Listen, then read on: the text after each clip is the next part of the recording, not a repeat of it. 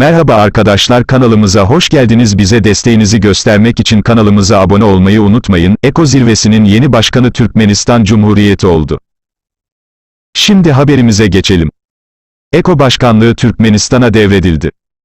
Türkmenistan Devlet Başkanı Sayın Gurbanguly Berdimuhamedov, Türkiye Cumhuriyeti Cumhurbaşkanı Recep Tayyip Erdoğan'ın daveti üzerine, video konferans yoluyla düzenlenen Ekonomik İşbirliği Teşkilatı'nın EKO 14. zirvesine katıldı. Zirvede, dünyadaki mevcut durum göz önüne alındığında, Covid-19 salgını sonrası dönemde bölgesel ekonomik ortaklığın geliştirilmesi üzerinde duruldu. Zirveye, Azerbaycan Cumhurbaşkanı İlham Aliyev, Afganistan Cumhurbaşkanı Muhammed Ashraf Ghani, İran Cumhurbaşkanı Hassan Rouhani, Kazakistan Kasım-Comart Tokayev, Kırgızistan Cumhurbaşkanı Sadır Kaparov, Tacikistan Cumhurbaşkanı İmamali Rahman, Özbekistan Cumhurbaşkanı Şavkat Mirziyoyev, Pakistan Başbakanı Emran Khan ve EKO Genel Sekreteri Dr. Hadi Süleymanpur katıldı. Zirveye Türk Konseyi Genel Sekreteri Baktat Amreyev, Enerji Şartı Genel Sekreteri Örbün Rusnak ve diğerleri de davet edildi. Türkmenistan 1992'den beri EKO üyesidir. Bu bölgesel birlik 1985 yılında Pakistan, İran ve Türkiye tarafından ekonomi ve ticaret alanlarında daha yakın ortaklık amacıyla kurulmuştur. 1992'den bu yana, EKO'nun faaliyetleri, 7 ülkenin Türkmenistan, Azerbaycan, Afganistan, Kazakistan, Kırgızistan, Tacikistan, Özbekistan'ın katılımıyla niteliksel olarak yeni bir ivme kazanmıştır. Organizasyonun mevcut yapısına genişletildiği tarih 28 Kasım EKO Günü olarak kutlanıyor. 1995 yılında kabul edilen ilgili karara göre, Birleşmiş Milletler Genel Kurulu'nun 50. oturumunda EKO'ya BM'de gözlemci statüsü verildi.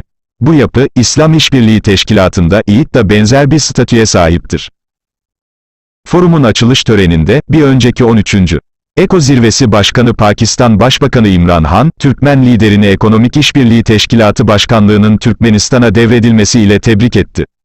Aynı zamanda, Türkmen liderinin, enerji taşıyıcılarının güvenilir tedariki ve transit geçişi için ulaşım ve transit koridorlarının ve altyapısının oluşturulması konusundaki girişimlerinin uluslararası düzeyde tanınması, uluslararası işbirliği ve sürdürülebilir kalkınmanın sağlanması için önemli bir koşul olarak katkıda bulunduğunu ifade etti.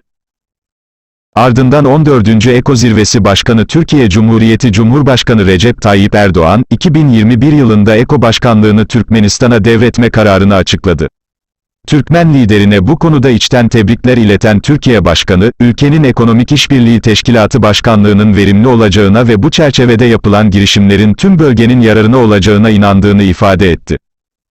Türkmen liderinin HİTABI Forumun katılımcılarına hitap eden Türkmen lider, Türkmenistan'ın bu toplantıyı, geçen zaman zarfının değerlendirme ve analiz etme ve gelecek için umutları belirleme bağlamında bu örgütün faaliyetlerinde önemli bir aşama olarak gördüğünü kaydetti. Bu konuda konuşan devlet başkanı, genel olarak EKO'nun çalışmalarını yoğun ve bölgesel işbirliğini olumlu yönde etkilediğini belirtti. Türkmen lider, zirve katılımcılarına, Türkmenistan'ın teşkilatın başkanlığı dönemindeki öncelikli alanları hakkında bilgi verdi. Stratejik bir görev olarak, Türkmen tarafı, ekonomik, ticari, endüstriyel, enerji, ulaştırma, iletişim ve kültürel ve insani alanlarda EKO bünyesinde kapsamlı ortaklık olanaklarının genişletilmesine yardım etmeyi düşünmektedir. Türkmen lider, ülkelerimiz arasındaki ticari ve ekonomik ilişkilerin daha da yoğunlaşması için koşullar yaratmak için ortaklarla özel çalışmalar yapmayı planlıyoruz ve ticaret hacmini ve çeşitliliğini artırmayı hedefliyoruz, dedi.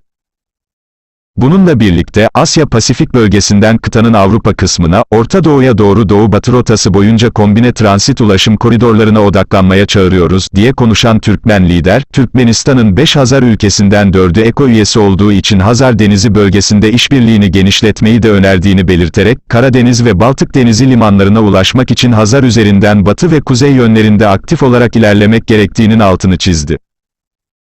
EKO liderlerini Türkmenistan'a davet etti.